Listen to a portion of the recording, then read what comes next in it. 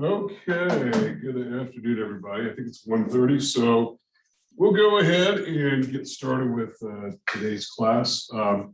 Those of you in the classroom, I passed around the seating chart, and did anybody not put their name on the, or not the seating chart, the attendance sheet? Did anybody name on the attendance chart before?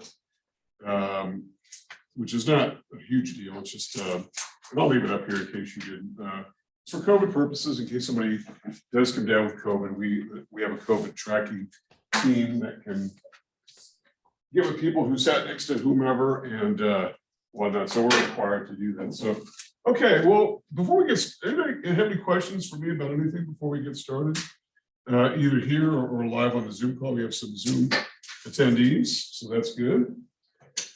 Well, feel free to give me a call, or you know, even if you're on the Zoom call, we're a small enough group. I think that it's probably fine to do that. So what I want to do as we get going here is I want to sort of give a bit of a brief overview as to where we are. I try to do my best I really do try to stay on track with the schedule as best as I can as I laid out the syllabus. And for exams in particular, I'm pretty adamant that it's really in everyone's best interest to know when to expect an exam. So there's no like huge surprise and whatnot. So we have a first exam scheduled for this week. It's going to be in Brightspace.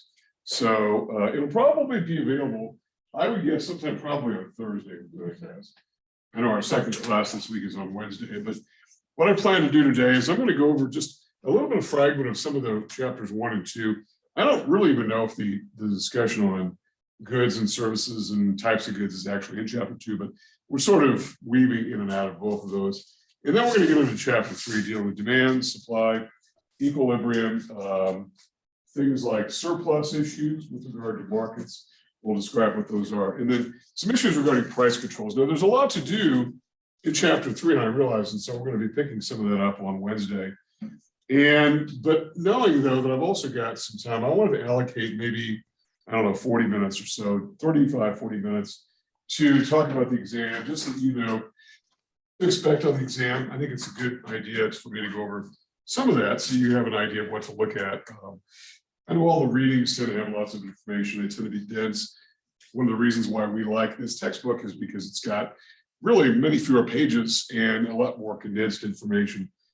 Some textbooks really just go on and on and on with some content that, you know, it makes people wonder whether or not it's actually relevant. So it's one of the strengths that we think of this.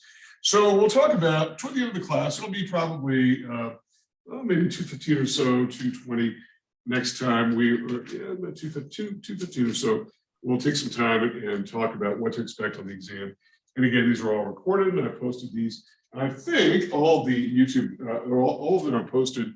They've been uploaded to YouTube, and the links are there in the Brightspace course site. So if you can't access any video or you're having trouble retrieving any of the information, well, let me know. But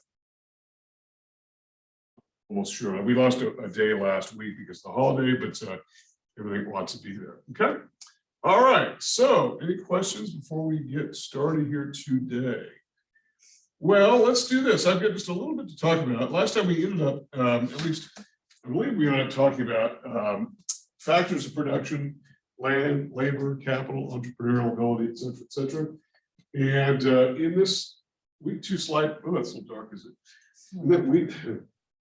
In that week 2 slide package, we've got really not very much. And it's just sort of tying up some loose ends that are considered to be sort of introductory to economics in general. So let's talk about these. And first of all, we've talked about this idea intermittently, the idea of goods and services, and we really haven't described what they are. And in fact, we're going to probably throughout the rest of the class use the term goods as sort of a euphemism for goods and services. That is, whenever we talk about goods or a good or a service, we'll probably just refer to it as a good, as the market for this good, price of this good, whatever. But before we get into that, though, I just want to sort of, just real briefly, without belaboring this point too much, talk about what some of the differences are between goods and services. Those are the idea that goods tend to have a physical substance. They can be inventory, that is, put on a shelf, moved around, put on a truck, counted, destroyed in a fire, shoplifted, whatever. They tend to have a physical nature to them. So we're talking about shoes and clothing and all those things which have a physical substance, okay? And there tends to be a lag time between the production of these goods and the consumption of these goods. And then the difference between that and services is the idea that services tend to have or no physical substance and can't easily be inventoried. That is, really can't be set aside, put on a shelf and retrieved later, etc. They tend to be consumed and produced at the same time. Certainly things like healthcare services, for instance. And I realize that healthcare itself is a gigantic part of the economy, and it includes things like medical products, like goods, which can be produced ahead of time, like pharmaceutical medicines can be produced ahead of time, consumed later. And I get that, but just the service aspect of it tends not to be easily inventoried. You really can't tell your dentist to go get started on your extraction. You'll pick it up or have them email it to you or ship it to you or whatever. It doesn't really work that way, does it? So they tend to be produced and consumed at the same time. Now, the thing about this that's interesting is, and I think this is an important thing for us to realize as we talk about the modern economy, and that is this idea that I think it used to be said that certainly from the part of the country where I grew up, the upper Midwest, which is big manufacturing of stuff, cars and trucks and all that, that goods were sort of the best, the real economy, sort of the major leagues, and services were sort of, sort of rink-dink, sort of the minor leagues and whatnot. In other words, this was like the New York Yankees up here and the Albuquerque Isotopes here.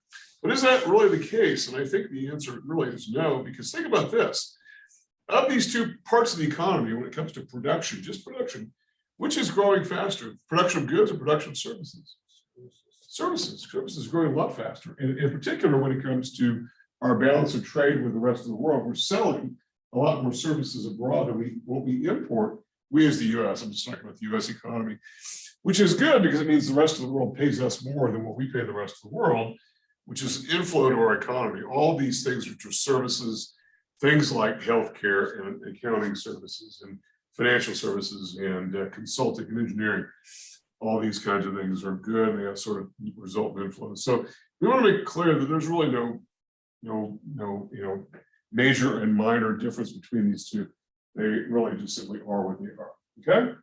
All right. So I don't want to spend a ton of time on that because really what I want to do is to sort of get into this next issue of types of goods, because this is going to be a little bit more relevant, particularly as to when we get into the subject of what's called elasticity. And I wouldn't even worry about what that term is just yet, because we'll get into it. But we're talking about types of goods. And this is going to be the first of a series of pairs of goods that we'll put together. And we'll add a couple more pairs a bit later.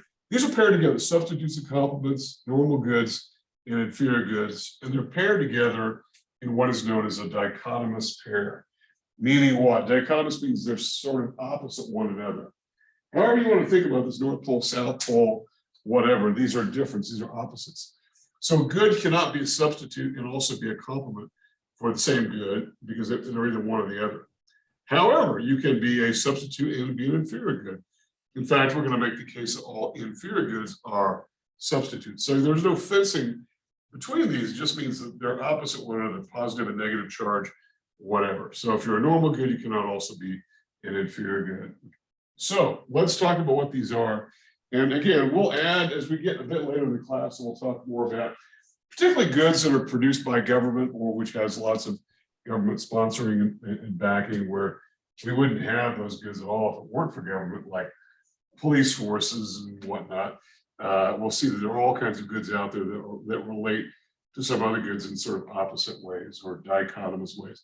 So goods are the substitutes. These are goods which can be relatively easily swapped for other goods in a purchase decision. So the thing we ought to know about this is we ought to sort of step away from the most obvious example of a brand substitute. So if we think of something like Coke and Pepsi and whatnot, when I ask people to name substitutes, sometimes they'll say Coke and Pepsi or Bud Light and Miller Lite or whatever. In other words, two brands. But we're going to make the case those goods are relatively the same. Instead, goods which are substitutes would include those, but those are very specific kind of goods that are more or less the same. Coke and Pepsi are basically the same good. I mean, I know a lot of people don't really buy that explanation, but and I don't really sort of either, because I prefer one or the other. But the idea is that we're talking about goods that are other than the original good. Like corn and green beans, or hot dogs and hamburgers. And what's the thing that would cause one to choose a substitute instead of some other good that maybe that person preferred to buy? What's the driver that causes somebody to make a substitute choice? Price. Price. Price is the big issue. Price is the big thing. I don't want to buy this good because of the price of that, so I'll buy something else, right? I want to buy a particular cat food, but I don't like the price of that this week, but this is on sale, so I'll buy that, right? That's a very common decision. We'll pick a substitute. Or look at the price of green beans. Wow, it's through the roof. Maybe I'll buy tomatoes instead. Tomatoes and green beans are not the same good at all, obviously, but one is a substitute for the other. And so so there's a swapability. And a lot of times price is the issue. And when I mentioned the term elasticity earlier, and I said, don't worry about that, and you shouldn't right now. All I want to say is that there are degrees of sensitivity that buyers have over these price changes. And if there's a price that really goes up a lot and people don't seem to mind very much, then that's a different kind of good than a lot of goods, which people are very sensitive over. And there are people, particularly when it comes to brands, and we're going to get to this fact a bit later as well. When we get to certain brands like smokers that are extremely loyal to brand, to the point where if they don't have your brand wherever you're trying to buy cigarettes, you may not buy the brand at all. I mean, I know my father-in-law smoked a particular brand that was kind of hard to come by, and non-filter, and he would go out of his way to try to find a place that would sell it, and if they didn't sell it, he wouldn't choose a substitute. So there is loyalty to that. So sometimes price is not always the issue. Sometimes it is. More on that a bit later. What about complements? Complements are goods that go together. The transaction just works as both goods go together because they naturally go together or whatever. So here's what's important about that. So what is a complement for hot dogs, for instance? Hot dog buns, right? Can you buy hot dog buns without buying hot dogs? Yeah, you can, but I mean, I don't know too many people who do it. Perfectly fine to do, but why would you do it, right? So these are goods that go together. Golf clubs and golf balls go together. Gasoline and cars. And auto insurance goes together. Houses and electricity. I mean, all these things which go together, usually in the same direction. If the demand for one goes up, the demand for the other goes up. The demand for one goes down, the other goes down. They just seem to go together for whatever reason, and maybe because they make sense to be used together, or they fit in together. And here we want to sort of avoid the pitfall of saying something like tires or rubber goes with automobiles because tires are made of rubber. That's true. It's part of the good itself, but we're talking about being able to choose one good or another good. I mean, you really don't get to choose. If you're going to get a car, you're going to buy tires, right? And that's just part of the deal. So that's not really what we're talking about here. We're talking about goods that go with that good that are really not part of the good themselves. Like hamburgers and hamburger buns are not the same good. They go together though. And by the way, one of the things that's interesting about this is that sometimes it's important from the management of a business. And I know that a lot of microeconomics has a real relationship, and it dovetails nicely with a lot of pure management classes because of this idea of management choice. And if you're a business firm and you are, well, I'll just give you an example from my own experience when I was a commercial lender. We had a company that made hamburger buns. That was what they did. They didn't make hamburgers, they made hamburger buns. That's all they made. And there was a brief scare. There was an E. coli thing going on, which I guess is sort of a bacteria. And so the demand for ground beef just fell through the floor for a brief time, like a month or two. And they were very worried because they were saying, well, nobody's going to buy hamburger buns if they're not going to buy hamburgers. And of course, we were kind of concerned as their lender as well, because it's like, how long does this scare go on? Keep in mind, they had nothing whatsoever to do with E. coli, nothing whatsoever to do with beef in general, other than the fact they were producing a complementary product. So sometimes when you're managing a business, you have to know the good that it's complementary to, and know what some related but separate markets are doing, so you know what's happening. It's an important consideration. Okay, so that's the first pairing of goods. The second pairing is normal and inferior goods. So normal goods are those goods which are so called because they go in the direction that we would expect goods to go based upon income. This is not something that's a surprise at all. If incomes go up, we tend to demand more of these goods. If incomes go down, we tend to demand fewer of these goods.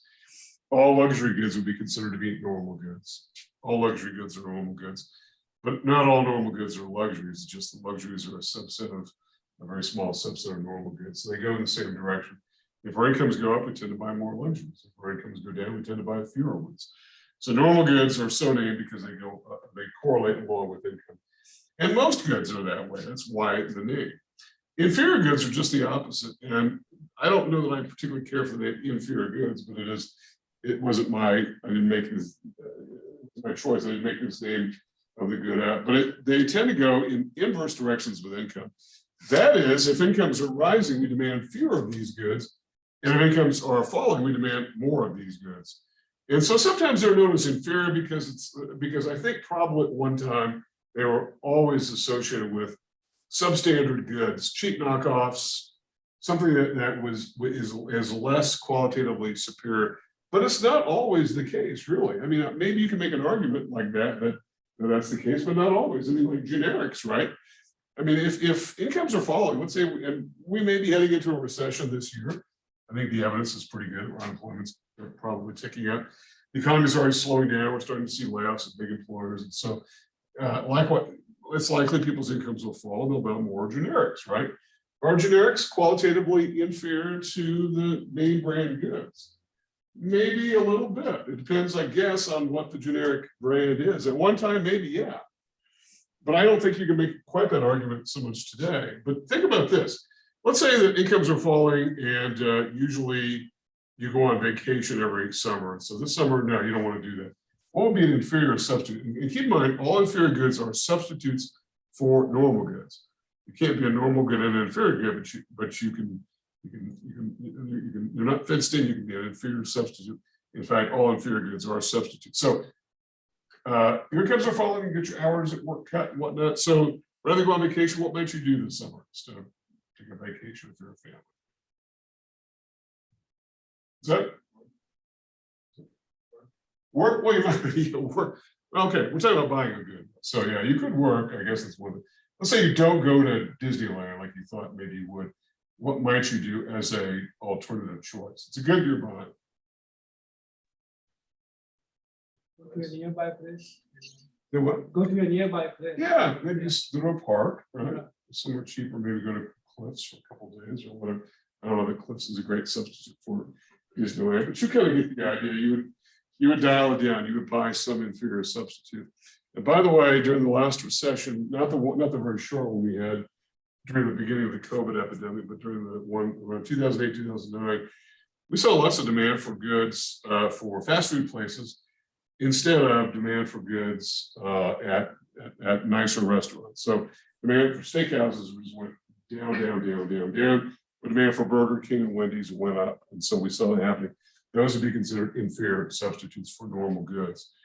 And then some goods are not always obvious here. One good that's considered inferior and has been known about for a long time is alcoholic beverages. And that is the demand for alcohol goes up during bad economic times, it goes down during good economic times. And the idea there is maybe it's a stress reliever for distressed economic times, or it could be a substitute for other things that cost more money, like going to movies or whatnot. But inferior goods, the alcohol definitely fits the bill of being an inferior good. And we see this happening all the time where this happens. In fact, in the 80s, when the economy was doing very well, a lot of liquor companies were having trouble selling their product because simply put, people weren't demanding as much of it because the economy was doing. So that would be an inferior good. Sometimes these aren't always obvious as to what are inferior and whatnot. The only way to know is to simply measure the demand for it. Cosmetics are considered an inferior good. That sounds more like a luxury. But in fact, that's considered to be a substitute for some other things. And so demand for those products go up, not down during economic downturns. I wouldn't have guessed that, but that is something the cosmetic industry has known for a very long time.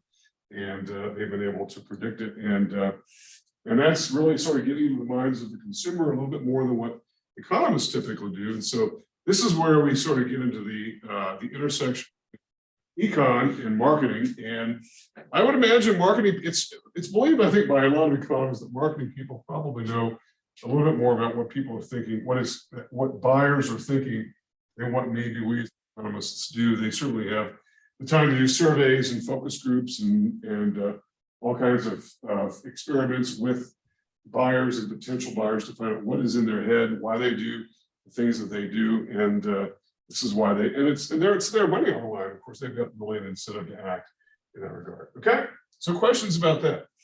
All right, well, that sort of does it for this sort of introductory bit of the class where we wanted to get through the who, what, when, where, why, and whatnot. And I think I covered pretty much everything that I wanted to get into there.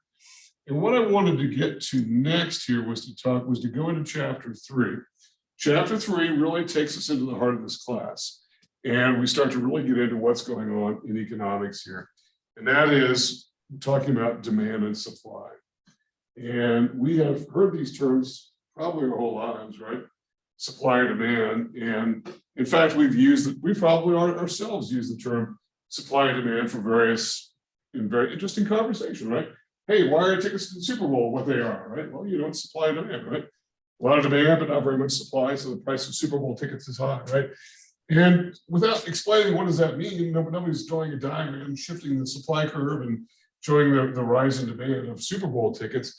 It's just, I think we know instinctively what these dynamics are about. So these are not alien concepts to us, but we're going to sort of tear into these a little bit more concretely here, just because it's what we do. And we're going to give a pretty firm, more concrete definition of what demand and supply are. And then we're going to sort of get into what some of the dynamics are, because we're going to show what demand looks like graphically. So we'll get into a model of demand. Then we'll get into supply. And then we'll put them both together. We'll do some things. And I'm a little bit skeptical that I'm going to get through chapter 3 this week.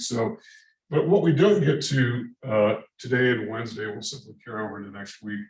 And there won't be anything on the exam that will not be covered in class. You don't have to worry about that. Okay. All right. Let's take demand first. For no particular reason, even though a lot of times in everyday speech we say supply and demand. A lot of economists believe probably demand is maybe more of a driver of supply than the other way around. That is, people demand things, and so therefore suppliers supply them. It's not always the case, but I think it's probably a pretty good assumption at least. But it doesn't really matter which we start with. But let's start with demand. What is the definition? This is a good sort of concise textbook definition. It's the ability and willingness of potential buyers to purchase goods. Again, we're just using the term goods as a euphemism for goods and services at various prices and quantities. At various prices and quantities. And the thing that we have to know about this is there are different prices, and the different prices then translate to different quantities. Some buyers are sensitive to price, some buyers are not. Sometimes buyers are sensitive to price, but there's nothing they can do about it because the good in question doesn't have a substitute. That's an issue, isn't it? So there's a reason why we talk about substitutes, because sometimes we have no choice but to buy the good. Certain goods like pharmaceutical medications where there is no substitute, not yet, because there's a monopoly on that particular good. If we need that good, we're going to probably pay the price. So the ability and willingness, they've got to go together. I think this is important. You've got to have both the ability and the willingness to buy a good. So think about this. You might have the willingness to buy a good. You might have the willingness to take Jeff Bezos up on his offer to go into space. What is it even costing? A couple $100,000 or a couple million or whatever it is? Does anybody know what that price is? It's anyway. He's got a company that will take you to space. You pay the price. A lot of people have the ability, but probably not the willingness because they don't want to go into space. So likewise, there are probably people who are definitely willing, but don't have the ability to pay that price. So it's got to be ability and willingness both to buy the good. Okay. So this gives rise to the law of demand. And that is, and again, I think I may have mentioned this before, but in economics being a social science and maybe a little bit more subject to change and maybe a little bit squishier than chemistry and mathematics, we don't have very many laws in economics. Really only two, in the law of demand and the law of supply. So the first of these is the law of demand. And that is P and Q, that is price and quantity, are negatively or inversely related. Okay? Price and quantity are inversely related. That is, whatever happens to one, the other thing goes in the opposite direction. So let me just give you what the law of demand is here, okay, so that I can show you a little bit better here as well. Okay, so I'm going to bring the lights up just a bit here. So the law of demand, if we were to sort of codify this, the law of demand, there we go, law of demand. So the law of demand basically says this: if the price of a good goes up, the quantity demanded of that good goes down. And so I put quantity with a little subscript D underneath it, because I want to make clear that there's a difference between quantity demanded and quantity supplied. So the price of a good goes up, the quantity demanded of it goes down. That's not too difficult to grasp. And if the price of a good goes down, then the quantity demanded by buyers goes up. And this is the law of demand. And it's a pretty good thing to know and to understand. And again, we don't have too many laws in economics. This is really one of the very few that we have is the law of demand. And again, note the Q sub D, D for quantity demanded. And one thing I'm going to say at the outset, and I'm probably going to say it again and again, is that, and that's the idea that there is a difference between demand and quantity demanded. And I know your book gets into this a little bit, and I want to talk about it here as well. Demand is the entire function of demand, and I'm going to show you what that looks like here shortly. Whereas quantity demanded is a very specific quantity. Demand is all the quantities and all the prices that might be available where somebody's willing and able to buy the good at a particular price. But the quantities, these are individual quantities, and there can be an infinite number of quantities that are demanded. So that's really what the law of demand is, okay? And so when we talk about demand, then let's talk about what this looks like graphically, okay? So we talked about this when we got into Appendix A. We got into this business of sort of showing what things look like on this first quadrant, right? And again, one thing that I will have said and probably will go on saying is that if ever you are needing to know if something is going up or going down or whatever, just orient yourself to the origin here and think about right, left, not up and down, because you'll get yourself confused if you think up and down, particularly when you deal with supply. So think about the number line. We've all seen the number line. This goes, horizontally across the page there. So just kind of think about what the number line looks like there. Okay.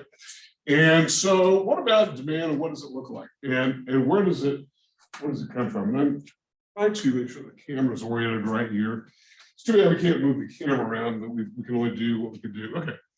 So think about this. On these graphs, we tend to plot things in economics. We tend to plot things in a dollar figure or a percentage on the vertical axis. Not always. There are some violators, but we tend to do that. And we tend to plot things of a numerical value countable on the horizontal. Okay, so that's a very generic way of looking at these market models. Okay, so what do we got here on a market model for demand? We're going to say that this vertical axis is the price axis. So we put a capital P by that to label that axis. Okay, that's the price axis. And this axis that goes horizontally is the quantity axis. And so we put a Q there to label that axis.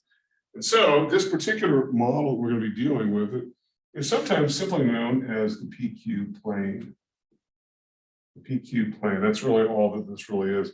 It's also known as the basic market model. We'll get to that, particularly as we start to put demand and supply together here shortly, okay? So think about this. Where does demand come from and how do we know what demand looks like? Because is it just something that we think ought to look like this, that we just, sort of in our heads and in our imaginations think demand ought to look a certain way? Or can these be measured? Can we do a number of steps, statistical observations, surveys, test studies where we can manipulate price to see what happens to quantity demanded in order to arrive at some observations of demand? So economists can do this and they can arrive at some values and have some outliers here and there. But for the most part, you can construct a set of values that look like this, and using statistical smoothing techniques, you can draw a line that best fits that data and just simply label that as D for the demand curve, and that would be the demand curve. It looks like a straight line, and in reality, I think your textbook tends to sometimes show these as straight lines, sometimes as curves. In reality, they tend to be more curvy than they do straight line, but straight lines allow us to do the math a little bit easier, so it doesn't really make all that much difference. The big issue here is we're worried about the slope. We're concerned about the slope of this. So think about this, and we sort of got into this a bit when we were talking about the appendix A, which is sort of that math piece. And we said, okay, if something is downward sloping, it means that this one thing goes up, the other thing goes down. In this case, we're using X and Y. Here we're using P and Q, right? So the law of demand says there's an inverse relationship between price and quantity demand. So let's say that economists have sort of fitted this demand curve to the data presented here, and this is demand. And so let's step back here. If we just go click and take a picture, that's what demand looks like for this particular product, whatever it is, whatever the good in question is, just some generic product at this particular time. And so it's worth saying we're taking a picture of it because it will change over time probably. The thing that we should know about these demand and supply curves, in fact, about markets, and in fact, you can even make an even bolder and broader statement is that really in economics, there's nothing that's sort of nailed down. It's all moving. It's all sort of moving around. And when it's not moving around, it's usually nailed down by some sort of government decree that says, okay, we're going to set the price here and nothing changes. But then everything else around that moves. And that's what we'll be getting to. Probably not today, because I don't think we'll have time to get there today. But the thing is, this is all moving. And one of the things that I have sort of described for students over the years is the idea that it's almost like a kaleidoscope. We've all looked at a kaleidoscope, we've got colored pieces of glass, and we turn the wheel. Not one thing changes, but they all move. They turn again, they all move. And that's a lot of what's going on here. This demand curve is not going to be the demand curve in a year from now, 2 years from now, whatever. So it's going to change. But for right now, click, we can take a picture of it. And what does demand look like right now? Well, let's say that let's say the price of the good for this good, whatever the product is here, the price of the good is 15, okay? And so we'll say P equals 15. And that price then is associated with some quantity. The quantity is 25. And I'm just sort of making it numbers here. I don't know what the good in question is. It doesn't really make any difference. But at a price of 15, this demand side of this market is demanding 25 units at that particular price. And again, I come back to this idea of markets being like Russian dolls, right? This could be as small a market as you want. Remember the Russian doll example was that particular metaphor was you start with a very big market, you can open it up and get a smaller market, open that up and get a smaller market. This could be a very small market. This could be the market for, I don't know, ice cream, right? In the Northeast Heights of Albuquerque. And you can blow that up to be ice cream in Albuquerque, ice cream in New Mexico, ice cream in the Western United States. You kind of get the idea. You can go zoom in and zoom out. So anyway, at a price of 15, let's say it's 2,500 units. It doesn't make any difference. So at this particular price, this quantity changes. Well, this price is also going to change. If this function itself is moving, well, then so might the price, the price itself. And so for whatever reason, we don't have to worry about why. I want to simply say this initial point here is some ordered pair that we'll call P1, Q1, okay? So, and we'll just simply say it's point A, and point A is associated with P1, Q1, okay? And forget the fact that it's the X and Y convention would have Q over here, P over here. It doesn't really make any difference, okay? But what about if the price changes? Now the price goes to P, price B, and the price falls. So now we've got a new price. We'll call it P2, and now the price is 11. So now at point B, we've got now some P2, Q2, and that is at quantity 2, which is associated with it, we're going to have a greater amount of. Why? Because the price has changed. As the price goes down, people demand more of the good. Why? Well, it makes sense, right? If the price goes down, people buy more of it. I'll buy 2 instead of 1. I'll buy 3. I'll buy extras and I'll store them up, right? I'll tell my friends there's a sale on whatever this is, right? And we'll go get these goods and we'll stock up on them, right? And so as a result, the price goes down, we price more people in. Plus, it becomes more affordable for some people to buy. At a price of 15, some buyers would say, no, I don't think so. At a price of 11, they might say, okay, yeah, all right, 11 I can handle. 15, forget about it, I'm out. And sometimes it is a drop dead situation. I won't buy anything. That's really what it means by ability, right? You know, or and willingness. The idea that I might be priced out at 15, but I'm priced in at 11. And if the price keeps going up and up and up and up, I'm going to have fewer and fewer quantities demanded because fewer and fewer people are willing to pay it, and some fewer are able to pay it. If the price goes down, it's just the opposite. So what has happened here with the price change? We don't really know and care at this point why the price changed. The only thing we care about is that there was and a sliding down along the demand curve. That's the thing that we ought to know about here. And I want to make clear here that this is a movement along the demand curve. And so when we talk about this demand curve, okay, then what do we really say? The eraser's not very good, is it? So a movement along the demand curve, or movements, because it could be up, it could be down, it can move to a point C, they could be up high or whatever. But movements along the demand curve, which could be a straight line is simply a form of a curve, are due only to changes in price. Okay, to changes in price. And why the price changes here, we're not really worried about, but we will get into that shortly. Changes in price, we're simply going to refer to as delta P. So let's get familiar with the, and comfortable with the idea of the delta symbol, little triangle that basically should, whenever there's a change in some sort of value, that delta symbol precedes it. In this case, it's a change in price from P1 to P2, from 15 to 11.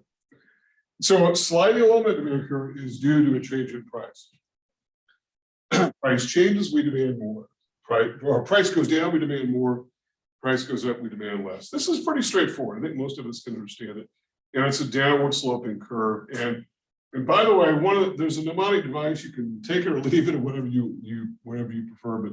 But if you want, the demand is demand down, right?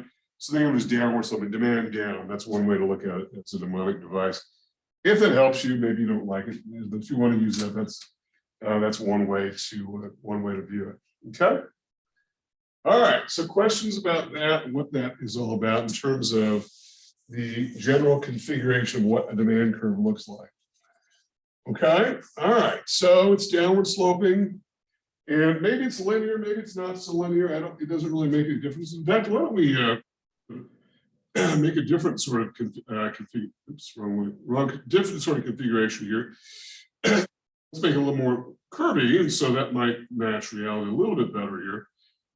Sometimes we use the straight line only because it makes the math easier, but let's think about this. What if we have a scenario where, let's say that we've got demand, okay?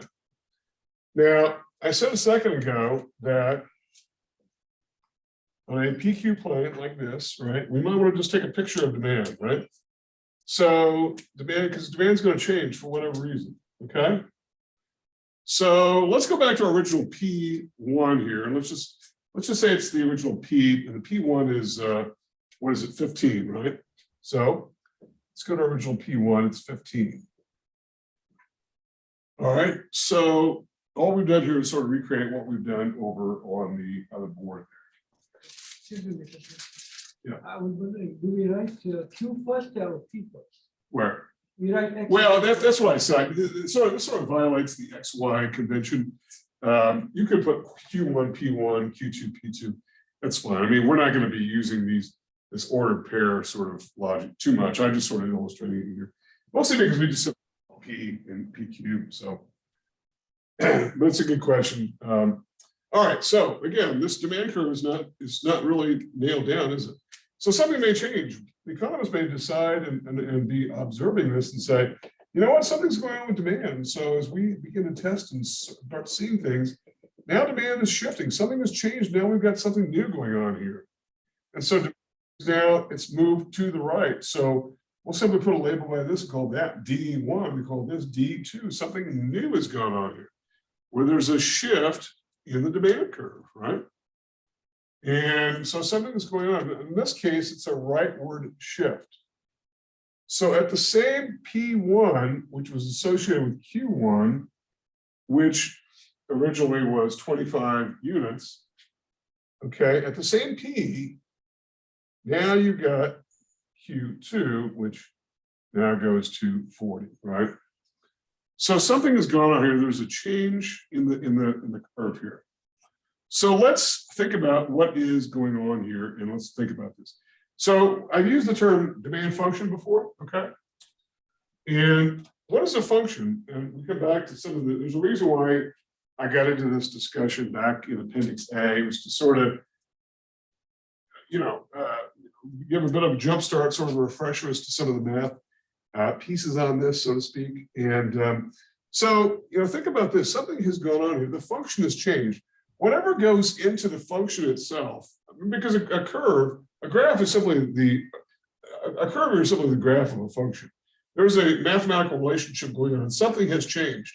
And so in this case, it's a rightward shift. Again, don't think of it as an increase. It looks like, yeah, it's increasing, but think right, left. This is particularly important when we get to supply. So this is a rightward shift.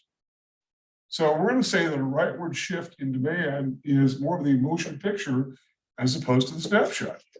So a rightward shift in demand is an increase in overall demand. It's an increase in overall demand. And what that means is there is more quantity demanded at every price. Okay? I'll get out of your way here. So there's more quantity demanded at every price. That's what a rightward shift is. So think about right, left, not up, down. Rightward shift is an increase. Again, away from the origin, right? Remember where the origin is, so orient yourself here. We're moving away, so we're increasing. So rightward shift in demand is an increase in overall demand. What might this be due to? Well, we'll get to that in a second, okay? We'll get to that in a minute. We'll talk about what is going on here with a right versus left shift and what some of the factors are that can cause those shifts. So a shift, again, is more of a motion picture. This is going to change over time. So rather than you can take a picture at D1, but it's going to change. Demand is going to go to D2 at some point. In fact, the demand for most goods does go up over time, right? If for no other reason than the fact that the population gets bigger, the economy gets bigger, people have more money to spend. But not every good does this, because at some point goods get replaced by other goods. That is by new substitutes that come along. And so as a result, people eventually lose interest in that particular good. And so demand goes in the other direction. So it is possible that demand can go back in the other direction. So let's say people no longer are using this good. It's no longer that popular. And so now we have a shift, not to the right, but to the left. Again, toward the origin. So it's a decrease. So what does that mean? It means at the same price now you've got, we'll call this Q3 here. Now we've got quantity demand of only 15 because there's a different, because there's less demand. Demand is falling. And so in this case, a leftward shift, and a shift is just simply a change, right? So a leftward shift in demand is a decrease in overall demand. The entire function is changing. Okay, and what that means now is there is less quantity at every price, or less quantity demanded at every price. So something's happening, people are walking away from the good for whatever reason. Maybe there's another good that's replaced it. So now we don't like this good so much. This happens a lot in entertainment, right? Where a particular artist is very big and everyone buys their music, and suddenly now they're not quite so big and then no one's buying it, and they end up in a documentary on VH1 or something. They're no longer popular. I mean, it does happen. It's not just that, but remember the price hasn't changed here, right? Nothing has gone on the price change. So remember and these are shifts in the entire curve, not a movement, but a shift in the entire curve. The price hasn't changed here. What has changed is the whole curve has changed. There's a shift, and the shift is a change in the function. Something in the mathematical equation of demand has changed. And I know that some instructors and some textbooks will get into some of the details and really get into the fine tuning of what those shifts are. There you go, a little bit better maybe on that. Instead, what I want to talk about here is what are some of these factors that could shift this, okay? And for those of you watching this on the video, you can maybe take a freeze there and draw that diagram if you like. But for those of you who are more live, we'll go ahead and sort of pick up the action here by talking about what are these factors? What are these shifters? These shifters then are whatever goes into the formula of demand function. Again, without getting into it, so there are factors that shift it. And these shifters are what we call the determinants of demand. In other words, the DNA of demand, these are the things that cause demand to shift, okay? So the question here, and this is a little bit small, I apologize for that, but the question is here, what can cause demand to shift? And the answer is non-price variables, because the price hasn't changed.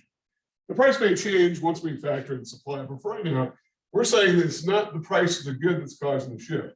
These are non-price factors that cause the shift. And then we simply call these the determinants of demand, or sometimes the shifters of demand will be one way that we describe that. Okay? Yeah, Yeah, good. I won't, but I'm in class right now. Yeah. I hear I'm you. in class right now. Talking to somebody. Can you It's mute fine. yourself? He gets picked up. He gets out of. Yeah, I'm muted.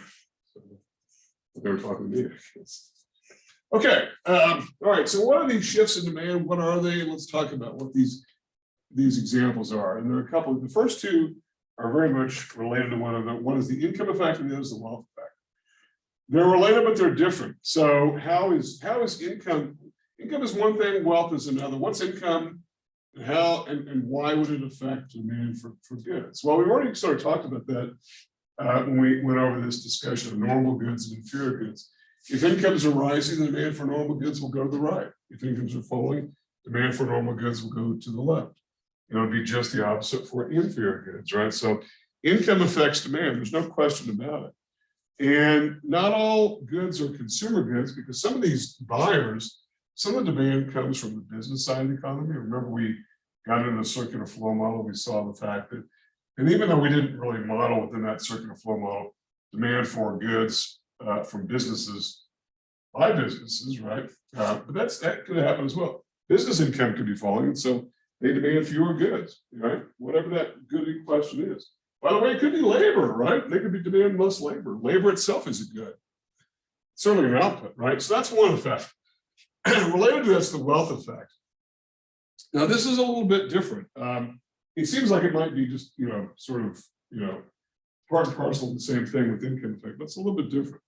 So wealth is different in the sense that wealth has to do with the amount of accumulation that one has, how wealthy one is, or at least one feels one is. And when I say feels one is, it's because of the fact that we don't always know how wealthy we truly are at any one time. And I think this would be difficult for a lot of people to know how wealthy one is, particularly if a lot of your wealth is tied up in real estate, for instance. I mean, who knows exactly what the appraised value of real estate is? Real estate fluctuates right now. Real estate values are falling a little bit. They might fall substantially more, but they ran up a bit for the last 2 years. So, but you can't pull it up on the internet to see what the value of your house is. I mean, I know you can pull up Zillow, whatever that's worth. I mean, I know our house was on Zillow. It showed, I think it was worth like $50,000 more than we paid for it, like 3 years after we bought it. I don't know that I really buy that so much. But you really, if you own rental property or commercial property or farmland, I mean, how do you know what the value of it is? It depends on how wealthy you feel. Some of this too might have to do with savings and the value of savings. And in particular, if you've got money invested somehow in the stock market, either directly or indirectly. A lot of people don't participate directly in the stock market, but might through retirement savings at work, like 401ks, or retirement plans like pensions and whatnot that might be invested in the stock market, those sorts of things. And when the stock market's doing well, people feel wealthier and they spend more. They ban more normal goods and just the opposite in the other direction. So how wealthy one is or one feels. And when we say one feels, this is sort of difficult. This is a little bit, remember, this is a social science, and so it's not always the case that we can nail down all these variables, because we are dealing with people in the way that they sometimes feel. So again, this is the sort of behavioral aspect, the intersection of econ and psychology. So the wealth effect is the second driver of demand, either to the right as an increase or to the left as a decrease. The third one here is probably one that would, in a lot of textbooks, probably is number one, oftentimes moves to the forefront. That's fine. These are no particular order. But as we get to supply, I'll show you that there is an order here that's important. But in this case, it doesn't make any difference. Change in taste and preferences. This is a big one, taste and preferences. People's tastes change. They just no longer like certain things, or they now do like certain things. And this has to do particularly with things like fashion and clothing and styles of vehicles and music and movies and you name it. And people are after the next new thing. And or if it's new and different, they're all for it.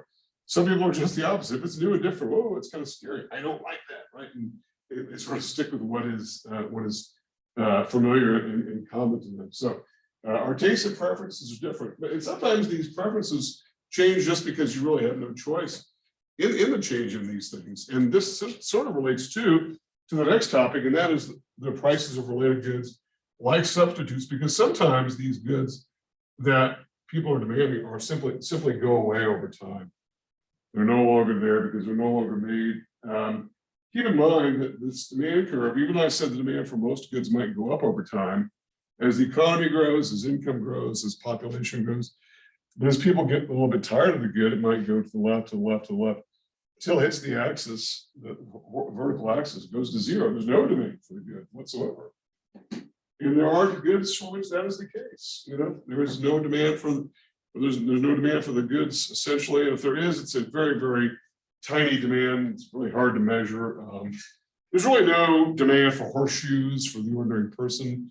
I mean, there's a demand for horseshoes if you have horses, and especially race horses. But you know, it used to be that people would have horseshoes for horses that they would need to have for transportation.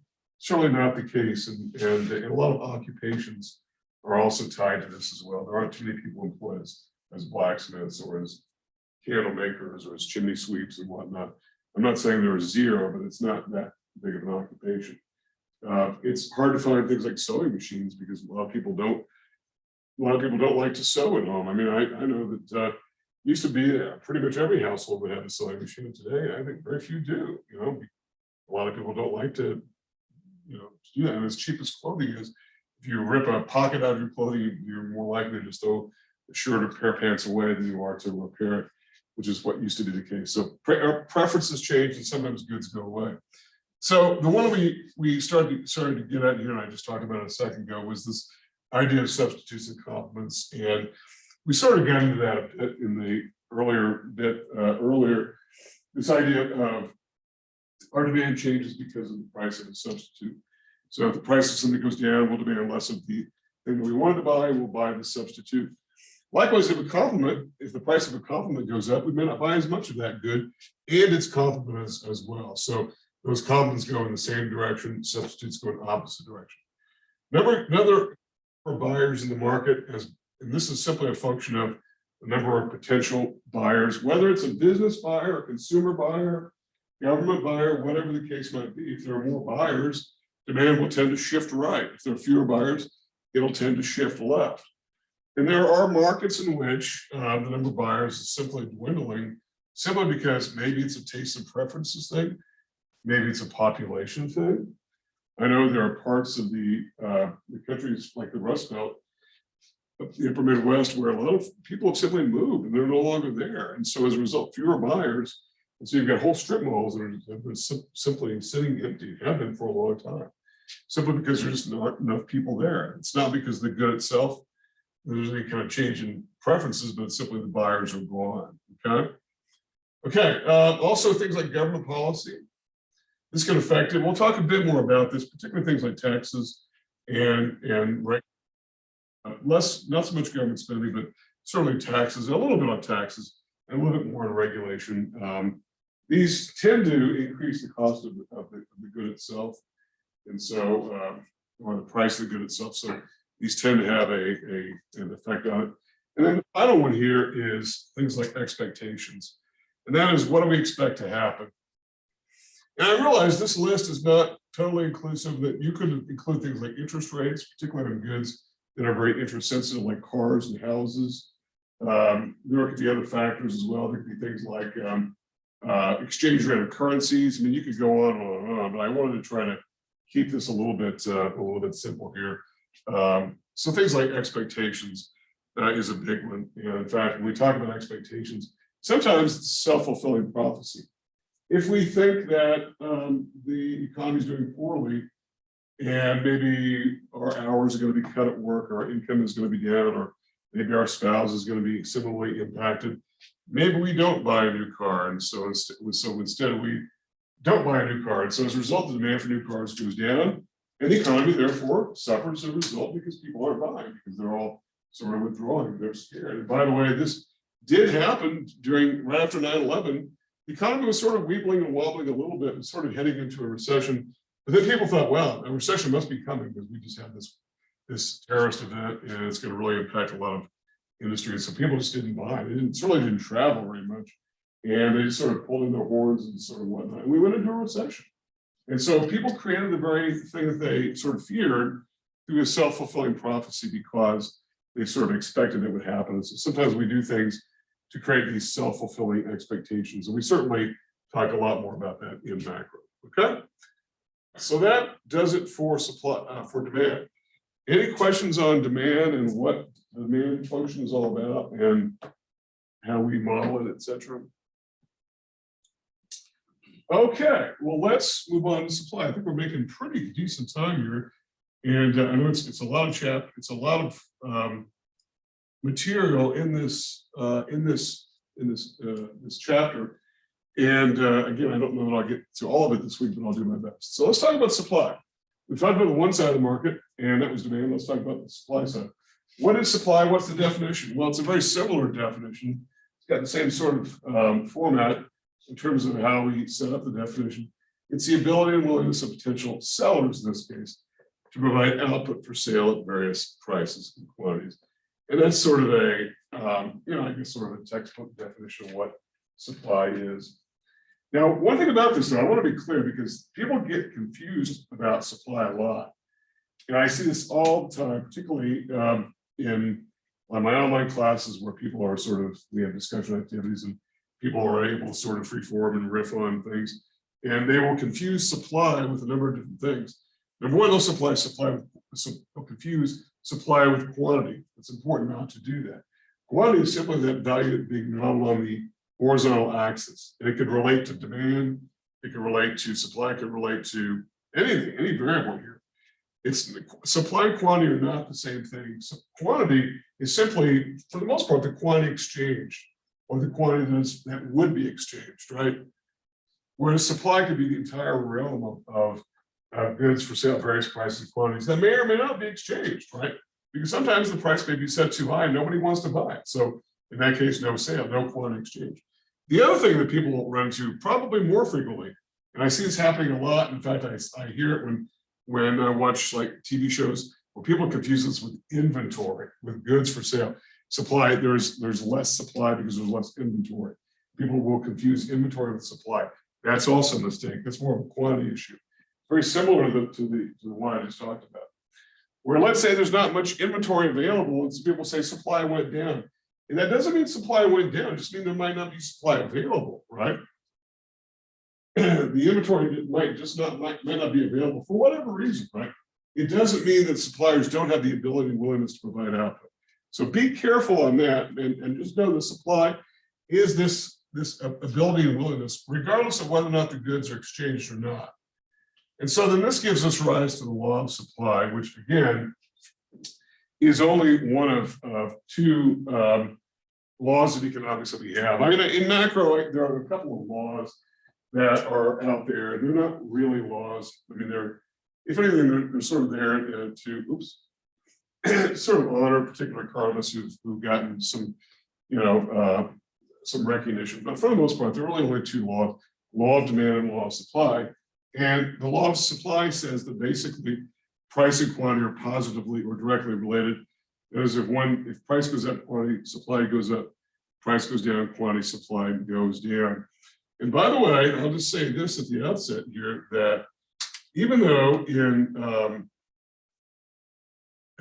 we've only got two laws in economics, the law of demand, there are some violators of the law of demand, believe it or not, which is sort of maddening, I guess, when you consider back to what we're talking about here. There are some violators, not very many. I'm not saying it's a big, huge problem, but there are some goods that violate the law of demand. But I can't think of any good that would violate the law of supply because it just doesn't really make sense. It might make sense. The law of demand, extreme luxury goods are one example of a good that might disobey the law of demand, like sort of like a Rolex watch. Maybe demand might go up for quantity demand might go up for a Rolex watch because it is expensive and so people want to buy it, right? It just becomes that much more desirable because the price goes up. Or artwork, right? because the price of artwork is going up. I want to buy more artwork because, you know, it's more valuable, that sort of. But those are extreme luxury goods. How many people buy Rolex watches and artwork? I mean, I'm not talking about artwork like something you might see at the, you know, at the state fair. I'm talking about art, really expensive $1 million artwork. So it is important to remember to know that. So when we talk about the law of supply basically says this: if the price of a good goes up, the quantity supply of the good also goes up. And if the price goes down, the quantity supply also goes down. And that is the law of supply. And that is a pretty hard and fast law. Unlike the very small universe of violators of the law of demand, I can't think of any that violate the law of supply. Okay, so let's talk about what the modeling for supply looks like. And so if demand were downward sloping, which illustrates an inverse relationship between price and quantity, on a price and quantity point, what does supply look like? Supply would be considered to be upward sloping like that. Okay, so supply is upward sloping, meaning what? That if you just take some point here, it's called point A, and point A is known as P1, Q1. And what to say? I don't know, use different numbers. You'll say P1 is 18, and at the price of 18, sellers are willing to supply 45 units, right? For whatever reason. And if the price of a good goes up, so now suppliers are willing to provide more. So now we go to point B, which is the new ordered pair P2, Q2. And again, I realize, and as you pointed out a minute ago, that in the algebraic terms, we would usually put the X variable before the Y variable, X comma Y. I understand that, maybe I'm violating that, but we tend to put P before Q for reasons that don't really make any sense. So the price is gone for whatever reason. We don't know, we don't really care. So P1 has now gone to P2, and that's 22. And the price of 22, sellers say, yes, I will provide more output. I'm going to make more if I do it. So now the quantity supply will go up to, say, 53. So here, what I did just a second ago was simply took that original language that I talked about with demand and said that movements along the supply curve are due only to changes in price. And so all we're doing is we're walking up the supply curve here. The price has changed, and the reasons the price have changed right now are not important to us. We just know for whatever reason the price has changed. The price has gone up in this case, right? Why is the price gone up? Doesn't matter, but we know that if the price goes up, sellers want to provide more output. They want to provide as well. Well, it just sort of makes sense, doesn't it? If you're selling snow cones and you're selling for $2, and now people are willing to pay $3, well, I'll supply more output. But likewise, if the price falls and goes this direction, sellers will buy less output. So let's talk a bit about this idea then. So this again is very similar. By the way, the supply discussion will go faster than the demand discussion, mostly because some of the methodology is going to be the same as we talked about with demand. And by the way, they're on the same field of battle. They're on the same first quadrant plane here. So they have the same connection to the origin. So right is still an increase for both demand and supply. Left is still a decrease. And again, think right, left, not up, down. So we talked about this idea of the law of supply. And let's talk about what happens if there's a shift. And so let's draw another PQ plane here, right? So P and Q, and we've got a supply curve. Looking something like that, all right? And what do we say P1 was over here? P1 was 18, right? Okay. All right, so P1 is 18. And what is happening now? Well, if maybe economists now decide that something's going on, it's not price related, but now there's an increase in overall supply. And so now supply will shift from some S1, remember that was a snapshot of S1. Now we have a motion picture where we now move to S2. There's an increase. Now it's a rightward shift. And there's a reason why I keep harping on this idea of looking at right, left, not up, down, because these are increases. Taking this as it looks like it's going down, but it's not going down. So a decrease looks like it's going up, but it's not going up. It's simply going to the left. So this is a rightward shift. This is a rightward shift, and a rightward shift in supply is an increase in overall supply. because there's more quantity supplied at every price. So at a price of P1, which used to be associated with Q1, which was, what was that, 45, right? Now you've got some new Q, which is, let's say 55, doesn't matter. These numbers will be the same. So there's a shift. It's a rightward shift. It's a rightward shift in overall supply. Why is it shifting? We'll talk about some of the causes here in just a second. Okay. So, but what about the case in which the supply curve goes the other direction? Maybe suppliers are all now just exiting this market. So now we have a new shift, and now it goes to the left. It's a decrease in overall supply. It's now at the same price, the same P1 now. The Q3, which is associated with S3, that reduced supply has now gone to 30, for instance. So something has happened, and now a leftward shift in supply is a decrease in overall supply. There's less quantity supplied at every price. Less quantity supplied at every price.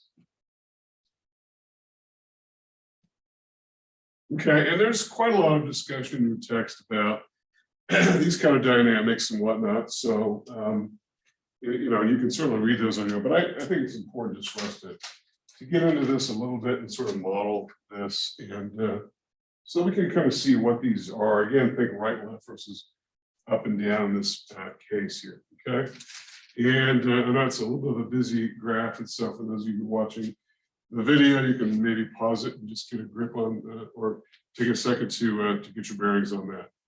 Okay.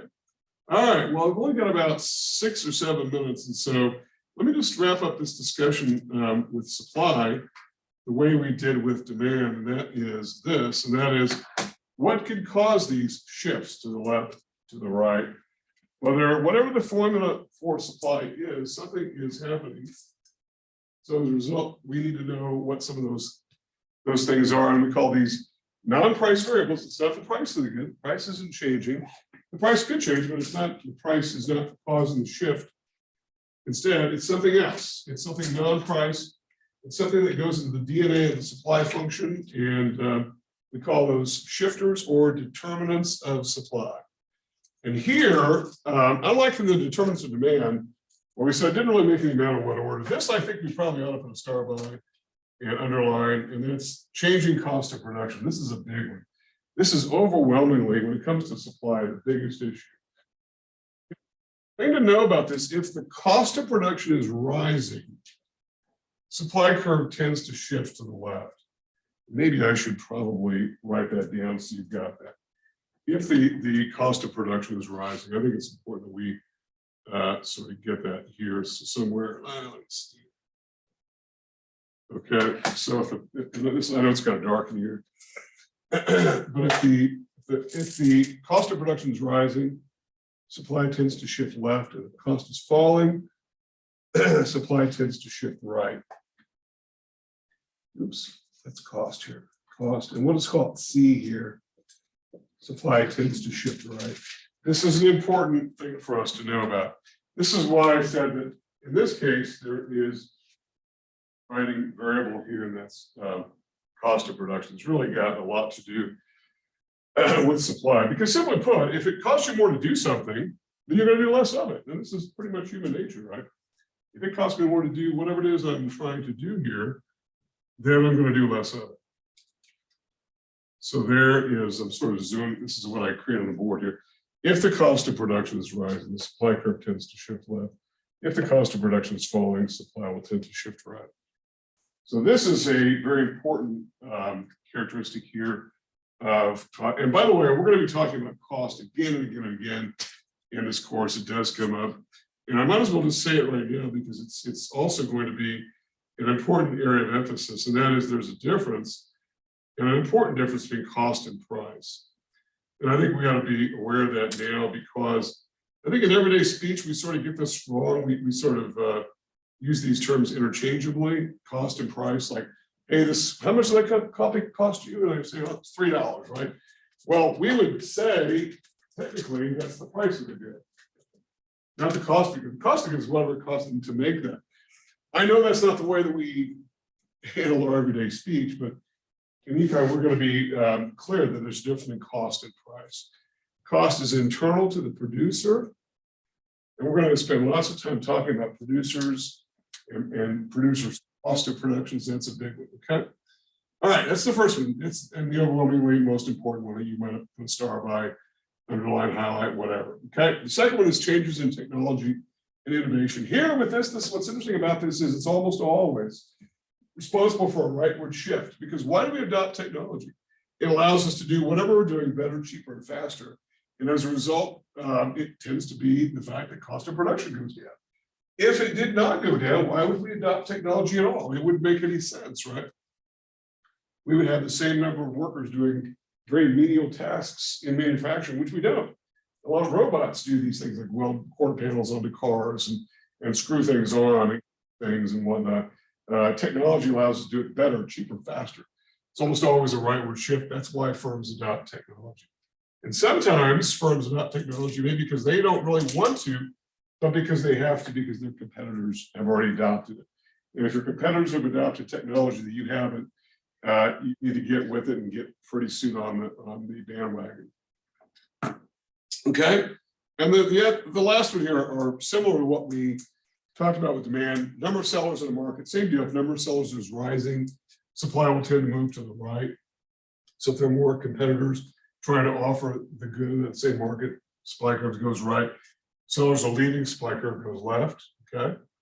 Government policy. This is very similar, particularly to the regulation piece to cost of production. We can say that regulation is the cost of doing business, and we're going to sort of get into that when we talk more about pollution regulation and any kind of spillover effect that producers create, things like unsafe products and whatnot. Regulation tends to raise the cost of doing business because they're trying to create a social good here. Same really with taxation. Taxation is just another cost of doing business. And then the final one here, we're just about out of time, is outlook and expectations. And we're talking about business outlook because we were talking about the supply function here. And that is this idea of forecasts. What do we reasonably expect to happen? And as a result, what are the steps we're going to take? We think the economy is going to be very good next year. We're going to dial up our supply expectations. We're going to, excuse me, we're going to produce more. We're going to produce more output because we expect to sell it. So we expect to sell it. Let's do that. Now, if we think just the opposite, like right now, a lot of businesses are thinking, hey, 2023 is maybe going to be a tough year. We're going to dial it down and whatnot, and so we'll supply less output. Okay. All right. So that sort of does it for where we are today. The only thing we're going to do when we come back on Wednesday is we're going to put demand and supply together and see what that looks like. And I don't think we're going to get too far beyond that discussion, only moving demand and supply around, putting them on the same plane. And then I think some of this will carry over into week 4, just because it is a big chapter. So are there questions for me about anything that we've talked about here? And if you're on a live Zoom, it's a good time as well. Okay, well, I will see everybody on Wednesday. So have a great night. See you next time.